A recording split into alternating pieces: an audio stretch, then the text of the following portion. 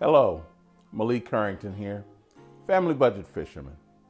Thank you for tuning in to this very unique episode and video. I wanted to kind of give you a sense of what's been happening with me from basically Father's Day, or just say about the week, basically from about Father's Day to the present day, which takes us back. I'm recording this on September 2nd, and I'm going back to Father's Day weekend. So we're looking at going back all of August, all of July, and half of June. So 2.5 months. That the recordings have been sketchy, to say the least. And if you've read the description in the thumbnail, it is what it is.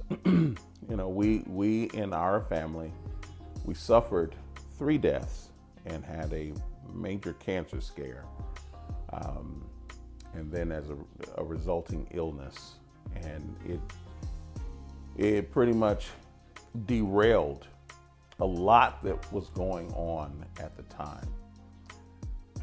Going back to a week before Father's Day, I finally got an opportunity to take a friend fishing who I had known for about maybe 4 or 5 months prior to then. We had become very close friends very quickly. We didn't know each other very long. He was a colleague of my wife.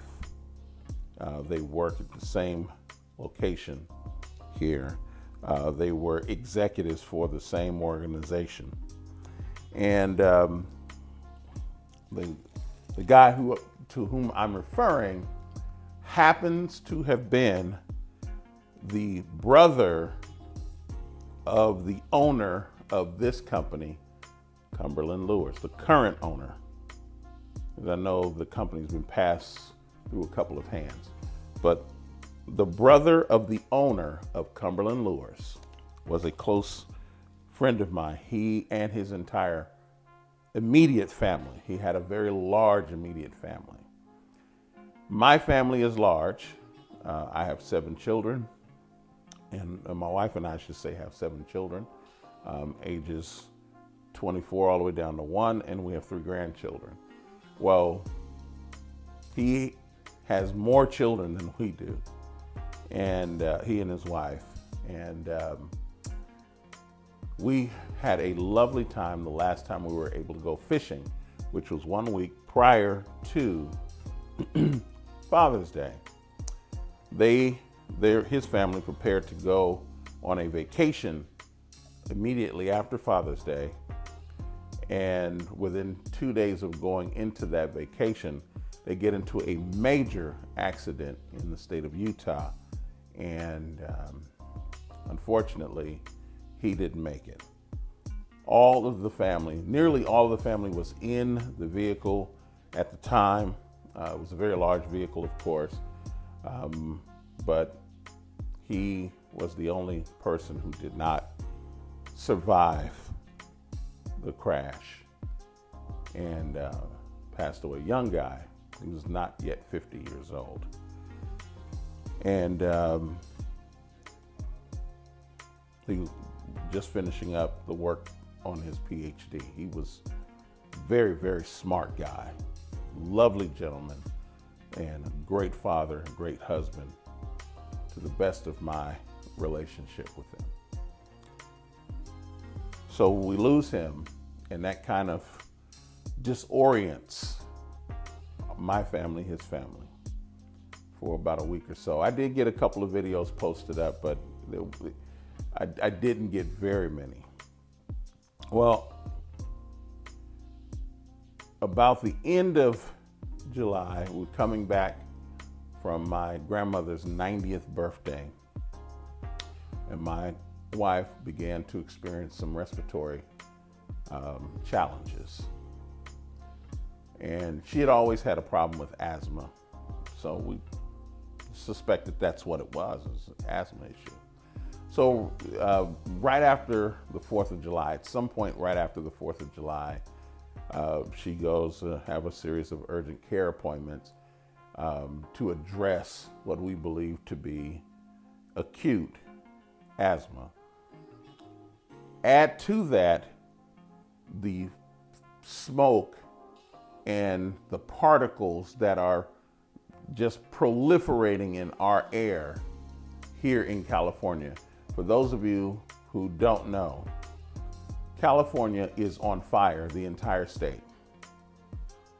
There are dozens and dozens of major fires. And when I say major fires, I mean fires that are burning over 250,000 acres or larger.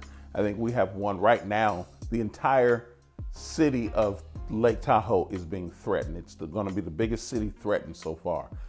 And every year for the past maybe 5 or 6 years, this has been a problem for us. So that has exacerbated whatever the problem was with my wife's respiratory issues.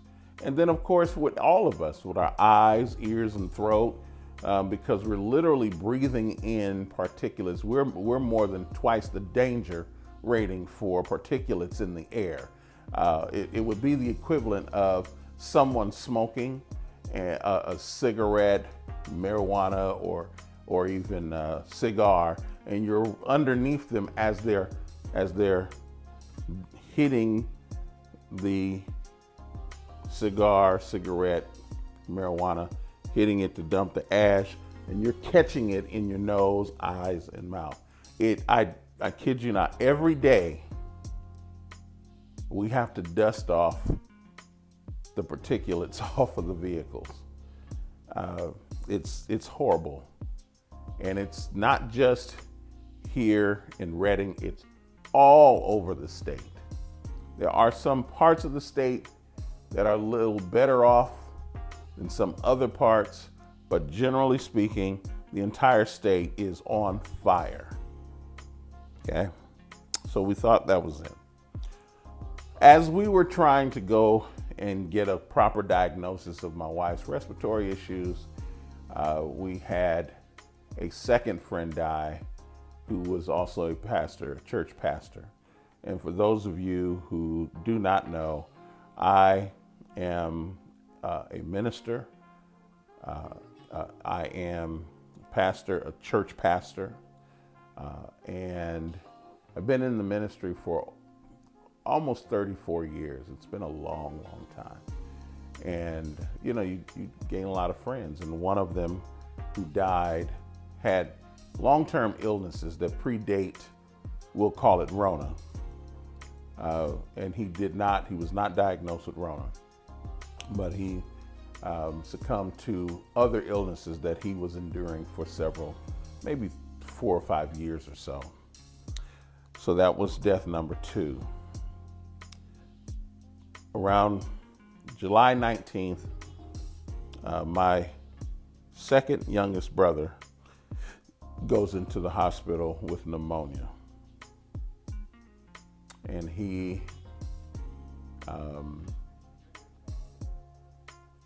was the director of a major hotel security. He was the director of hotel security for a major hotel in Las Vegas. He's doing quite well for himself. And he was vaccinated and he wore a mask as per the requirements of that job because of the kind of business he was in. And so he goes into the hospital on July 19th with pneumonia. On the 24th, while in the hospital, he's diagnosed with Rona. Well, during that time, you know, I'm dealing with my wife's issues. So we decided to take a break because we had a long planned vacation to go to Disneyland.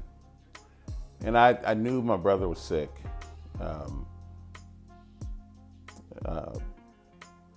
Or I should say he posted he was sick on Facebook, but I didn't know how sick he was. Well, my birthday was the 29th of July, and that's when I find out how sick he was, because one of our aunts called me and told me how sick he was. Well, during that week, his condition got worse and worse. I celebrated my 50th and 51st birthday that week because the shutdowns prevented any kind of celebration of any type in 2020. So in 2021, first part of the week, I celebrated my 50th, my Jubilee year. Remember, I'm a Christian. Jubilee makes 50 is a Christian number. And then my 51st year on my birthday this year, which is a prime number. So I always say that I celebrated my Jubilee and my prime in the same week. So we come home the Sunday, the 1st of August. No, it's Sunday, the 31st of August. Of July. Come home that day, Sunday night. My brother's condition has not improved. On Tuesday, August 2nd, about 6:30, a little after 6:30, I'm talking to my mother on the phone, who was in the room with my brother, and along with his wife and one of my nieces rather. And he passes away. I hear them over the phone, state a time of death. He went in the code blue, and next thing you know, they state a time of death. So that's death number 3. He was 39 years old. He is survived by a lovely woman, his wife, of almost 16 years. As a matter of fact, just a quick fast forward, the funeral was on the 26th of August. His wedding anniversary was the 27th of August. So from August 2nd, because he died in Nevada, and the funeral and most of the family was still in Los Angeles, it took a while to do all the transfers and get everything squared away during these sundry times. So that happened. So that was Tuesday, August 2nd. He passes away. I rushed my wife to the hospital on Wednesday, August 3rd, because she's having a tough time breathing. Even with all the medication that was given to her, she's now having a tough time breathing. Get her to the hospital. She's there all day. I have my little ones with me. We go to Bible study and so forth. She's still at the hospital. So we had some colleagues to come by and watch the little ones while I go and be with my wife immediately after Bible study. I'm with her there for most of the evening until she was able to be discharged. She's discharged with a diagnosis that she has cancer. Lymphoma. Not asthma, but lymphoma, cancer, all in the chest. And they were saying that they didn't see it in the lungs, thank God, but nevertheless she has it. Then a second doctor restates it. A third doctor, who's an endocrinologist, sees all of the tests and everything that were done, x-rays, MRIs, the whole bit, and says 98% chance you have lymphoma, but it's curable. We can control it. 98% chance. That was the Friday. So Tuesday night, my brother dies. Wednesday, doctors say my wife has cancer. And on Friday, it is restated. My lovely wife has cancer. So Monday, she gets another appointment to see an endocrinologist to get a second opinion, to prepare for a biopsy, to see how bad it is and so forth. No one's changed their analysis of this, their diagnosis. She goes in the following Wednesday for a biopsy. She does the biopsy. And then that Friday, thanks be to God, all the prayers and so forth, the diagnosis of the biopsy said no cancer. There was a 2% chance that she had something called sarcoidosis, and that is what her current diagnosis is.